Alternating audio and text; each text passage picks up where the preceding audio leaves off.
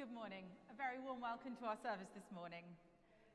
A few notices to draw your attention to. They're all at the back as usual.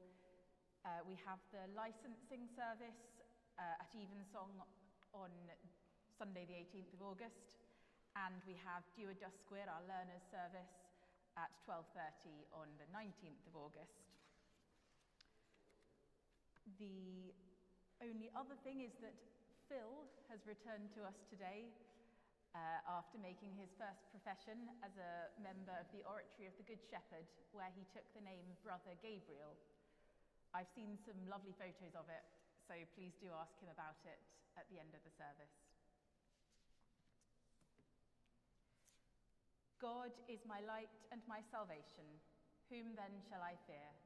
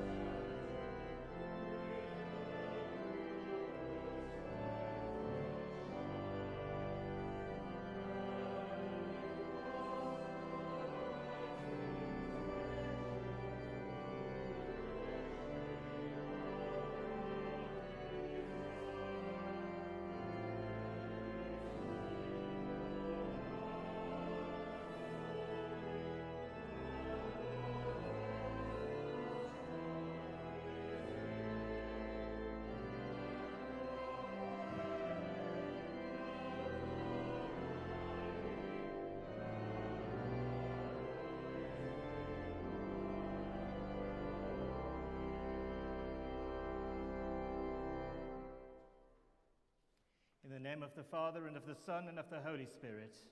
Amen. Grace and peace be with you. God is my light and my salvation. Whom then shall I fear?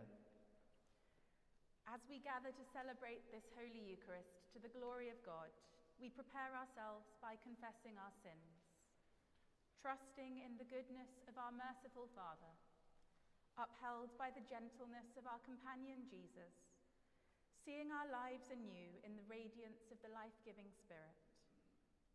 Heavenly Father, we have sinned in thought, word, and deed, and have failed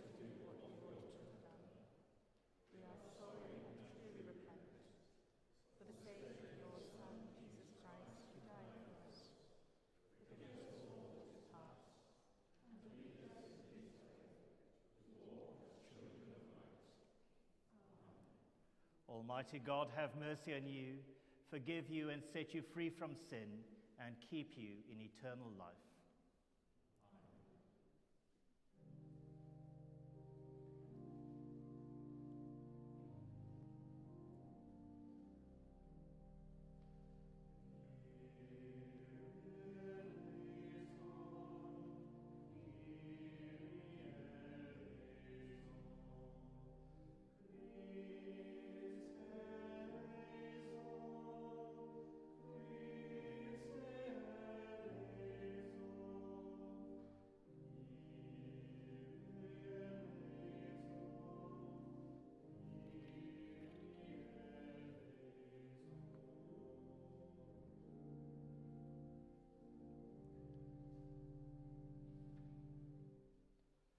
Almighty and everlasting God, who before the passion of your only begotten Son did reveal his glory when he was transfigured on the Holy Mount, mercifully grant unto us such a vision of his divine majesty that, purified and strengthened by your grace, we may be transformed into his likeness from glory to glory through the same Jesus Christ, our Saviour.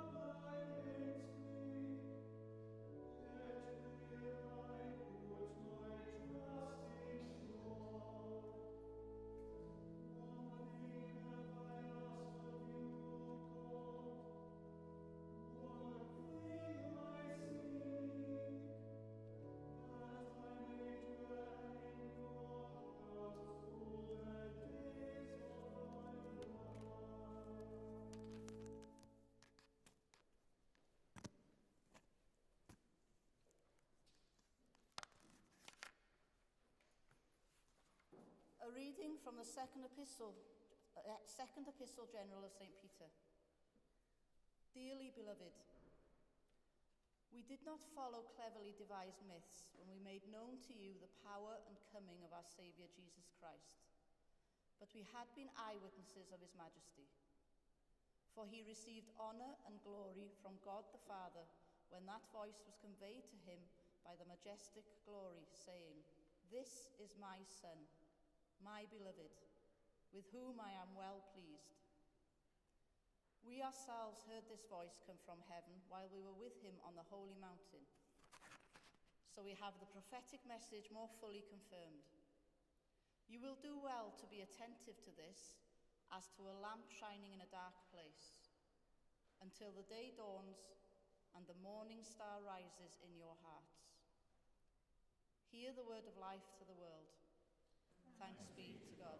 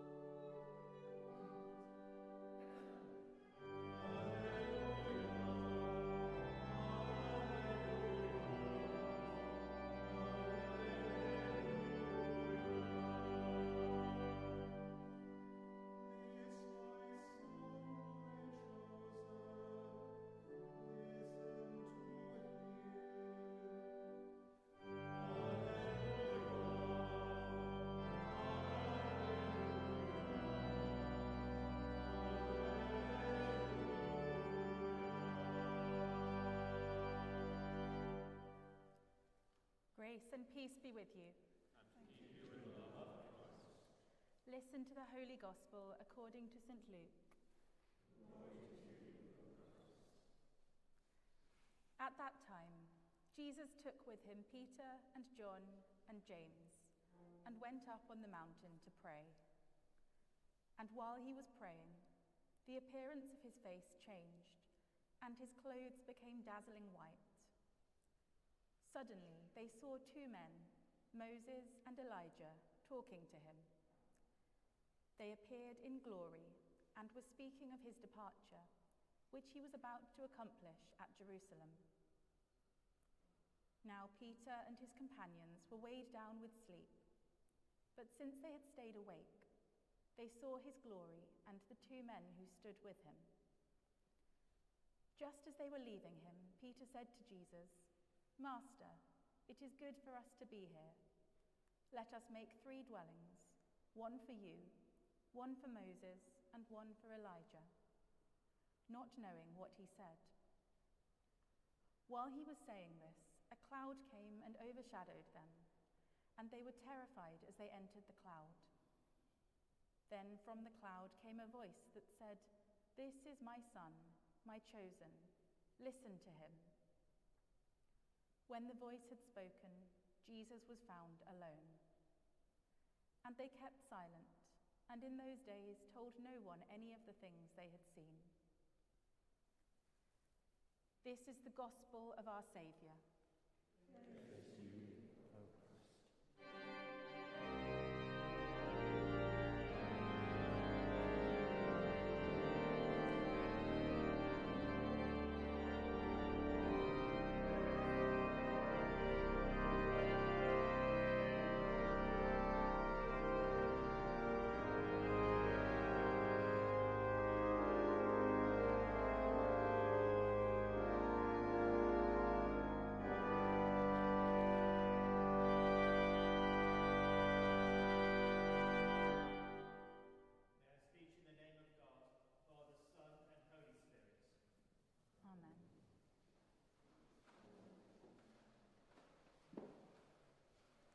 But where does wisdom come from? Where is intelligence to be found? Wisdom, that is the fear of the Lord. Intelligence, avoidance of evil. Those were the words that I read from Job in 2014 as I was preparing myself for ordination at the College of the Transfiguration in Grahamstown, South Africa. I will never forget that year for many reasons. It was a time when we used to joke amongst ourselves as seminarians saying, "You've got to be disfigured before being transfigured." And in many, many ways, we used that year in ways that were helpful to us in terms of our growth and development, and in ways that were quite destructive. We didn't know how to live together as a community. There were young men and women who arrived from different parts of Africa. There were people who were culturally different. We were all different. And somehow we were flung together. And we were asked to live together as a community of priests in the making. I will never forget the zealous one who used to sit in front of me in the chapel. He decided that he wanted to pray the rosary, but he didn't have any rosary. He decided to have a big, chunky rosary that used to go clunk, clunk, clunk in front of me all the time. And that used to irritate me because it wasn't about the rosary that was irritating. It was about this attitude that came with saying the rosary. "I am holier than thou. I am better than you." And that kind of attitude had to be explored, and we had to fight our way through all of this craziness that was happening during the first few months of that year. I remember not only the rosary that used to bother me. By the way, I love saying the rosary, so it's not that I'm against saying the rosary. It was just the manner in which it was done. And then we had young men and women who arrived with vestments, and they wanted all the vestments. They wanted the bling, as I called it, and they wanted everything else that went with it. They weren't there for the first few months of our training to immerse themselves into the culture of the people around them. They weren't there to do many things that we were asked to do in preparation for our priesthood. And just outside of Grahamstown, we had this lovely monastery. And the brothers and the sisters, not just in the monastery, but at St. Peter's Convent, which is down the road, were so helpful in grooming us. Softly and quietly, they sidled up to us during that year and enabled us to dip deeper into ourselves. And when I think about Transfiguration, I think about those nuns and I think about those monks who quietly lived their lives in the monastery and in the convent. And those were the people that we went to for spiritual direction. They radiated Christ in a way that I cannot fully describe in words. There was a quietness there and an inner strength that was there that enabled them to speak to us in a way that didn't make us feel foolish about the vestments that we wanted to wear or the mitre that we might have had folded and already kept in our bags. I didn't have one. But there were many people who had that kind of attitude. And so we had to be disfigured along the way to learn what Transfiguration is all about. How many of us want to box and define God in ways that suit ourselves? Peter on the mountain did it yet again. Peter decided to ask Jesus, must I build shelters, 3 shelters, one for Elijah, one for Moses, and one for you? Why did he do that? Because Moses represented the law in the Old Testament, and Elijah the prophets. And what did Jesus say in Matthew of himself? He said, I did not come to obliterate the law. I did not come to do that, but I'm here to fulfill the law. And so Jesus is there fulfilling the law, and he wanted them to see that he is the fulfillment of everything that Scripture had to say of him. Why did he disappear into a cloud? It's because you and I we all tend to do it. We want to box and define God, but God goes beyond our understanding into the cloud space, where you cannot quite penetrate that cloud space to fully grasp, fully comprehend the vastness, the magnitude, the beauty, the absolute glory of God. And how does Jesus come out of it? Radiating the fullness of the Godhead. Fullness of the Godhead. You go back to the Exodus account, and there Moses goes up the mountain and he sees God. He has this experience of God, but his face is radiating the fullness of God. But here in the Transfiguration account, it's not Jesus' face alone that radiates it. It's his very clothes. So what does it say of Jesus? It says that he is fully human, clothing, fully human, and fully divine at the same time.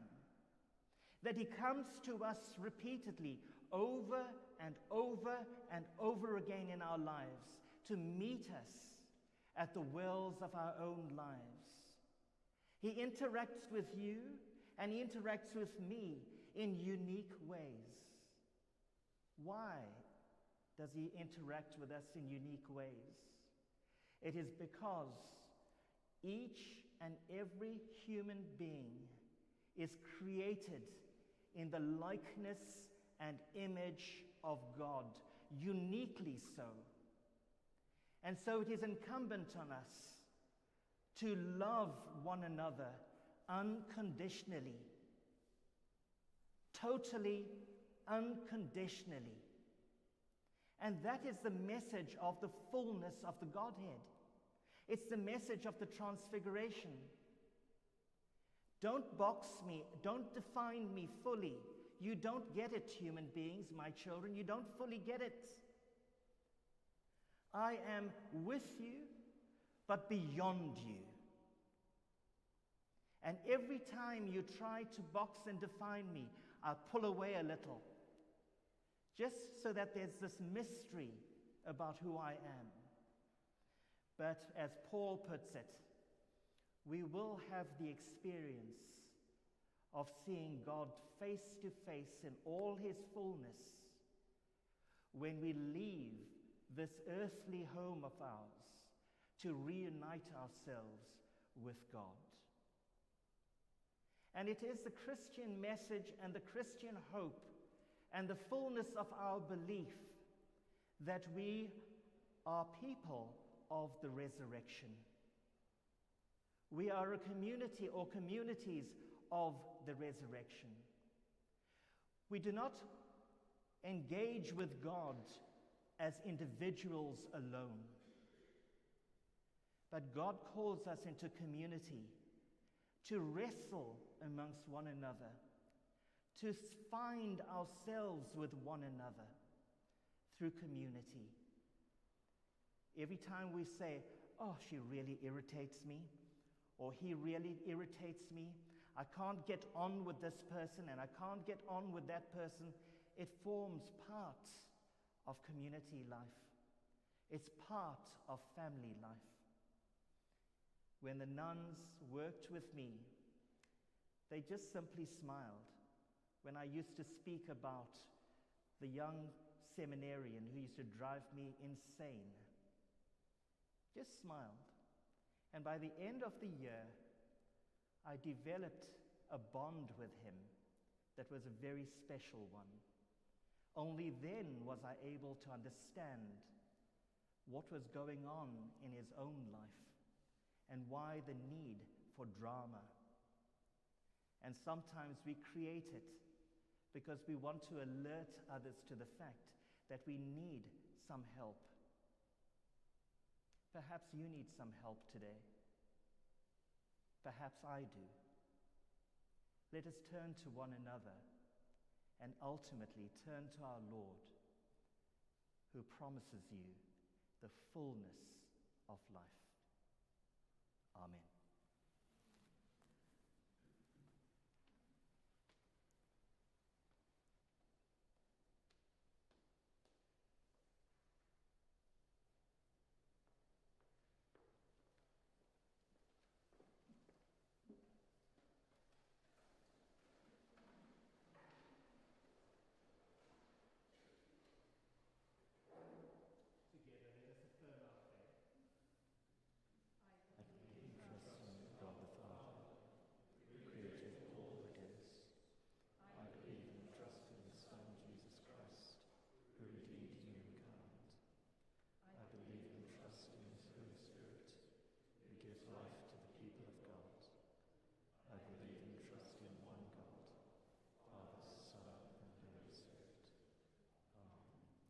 With all our heart and with all our mind, let us pray to God.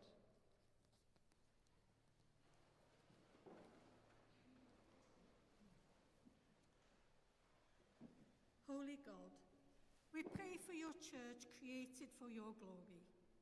We pray for Archbishop Andrew, Bishop David, and Archdeacon David. We pray for the ministry of Eglwys y Groes and of this cathedral church. Extend to us your salvation and your energy in proclaiming your good news. God, in your mercy, hear our prayer. Holy God, we pray for our communities, born of your love. We pray for all in need in our communities at this time of great anxiety. Extend to us your animating spirit and your sustaining ways. God, in your mercy, hear our prayer. Holy God, we pray for the world created by your love.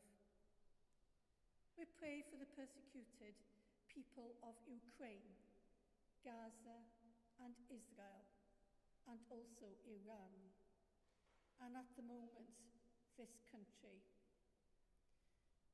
We pray for justice and peace in those lands. Extend to us your righteousness and your reconciling ways. God, in your mercy, hear our prayer. Holy God, we pray for your people, formed in your image, and especially for the lonely, the bereaved, and the sick. And from our community, we pray especially for Mathis Mulder, Dimitro Oksana, Joan Tasseron, Osbert Pitevi, Caro Sithol, John Watkin-Jones, Helen Lincoln, and Bill Lovelock. Breathe on them the breath of life and bring to them your mercy and grace. God, in your mercy, hear our prayer. Holy God, we pray for those we love but see no longer. We pray for those who have died recently, and especially for Maggie Christie, Henry James, Stacey Smith, Claire Swinbank, Mark Swinbank, and Margaret Thomas. And for those whose year's mind falls at this time, among them Arthur Jones and Jackie Tattersall.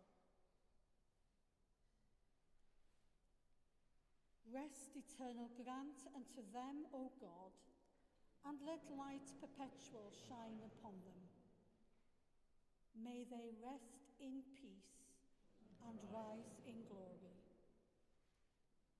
Uniting our prayers with those of Mary, the Mother of God, Daniel, and the saints, we pray, merciful Father, accept these prayers for the sake of your Son, our Saviour, Jesus Christ.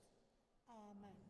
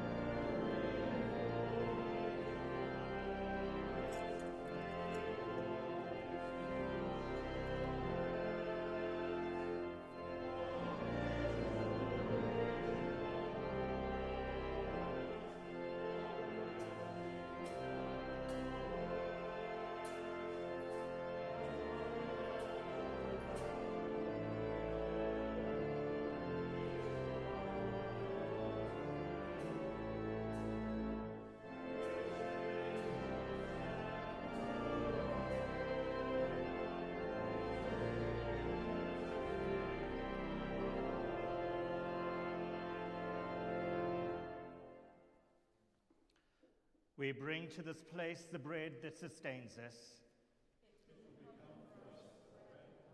We bring to this place the wine that mellows us. Grace and peace be with you. Lift up your hearts. Let us give thanks to the Lord our God. It is indeed right, it is our duty and our joy at all times and in all places to give you thanks, Holy Father, all-powerful and ever-living God, through Jesus Christ our Lord. For he is our great high priest, who has freed us from our sins and has made us a royal priesthood, serving you, our God and Father. And so, with a host of angels, all the company of heaven, we proclaim the glory of your name and join in their unending hymn of praise.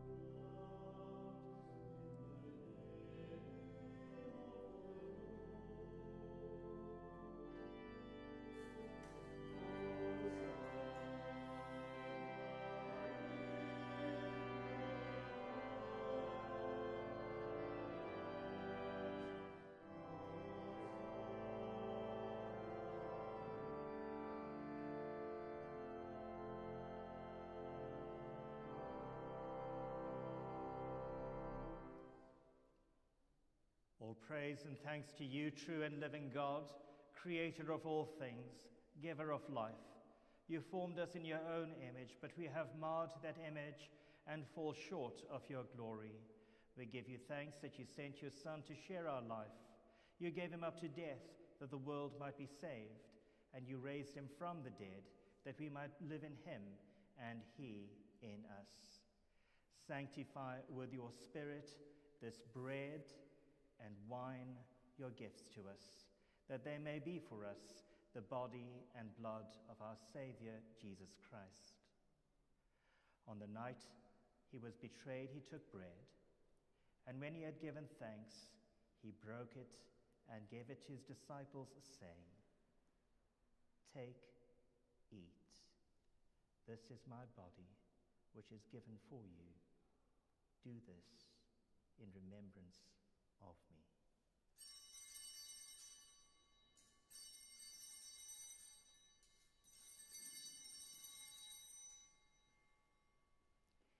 In the same way, after supper, he took the cup, and when he had gave thanks to them, saying, "Drink from this, all of you, for this is my blood of the new covenant, which is shed for you and for many for the forgiveness of sins.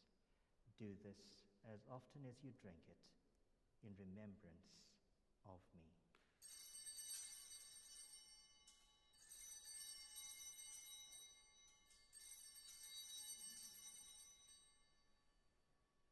Let us proclaim the mystery of faith. Christ has died. Christ is risen. Christ will come in glory. As he has commanded us, Father, we remember Jesus Christ, your Son, proclaiming his victorious death, rejoicing in his resurrection, and waiting for him to come in glory. We bring to you this bread, this cup. Accept our sacrifice of thanks and praise. Restore and revive your people. Renew us and all for whom we pray with your grace and heavenly blessing. And at the last receive us with all your saints into that unending joy promised by your Son, Jesus Christ our Lord. Through him, with him, in the unity of the Holy Spirit, all honor and glory are yours, Almighty Father, forever and ever. Amen.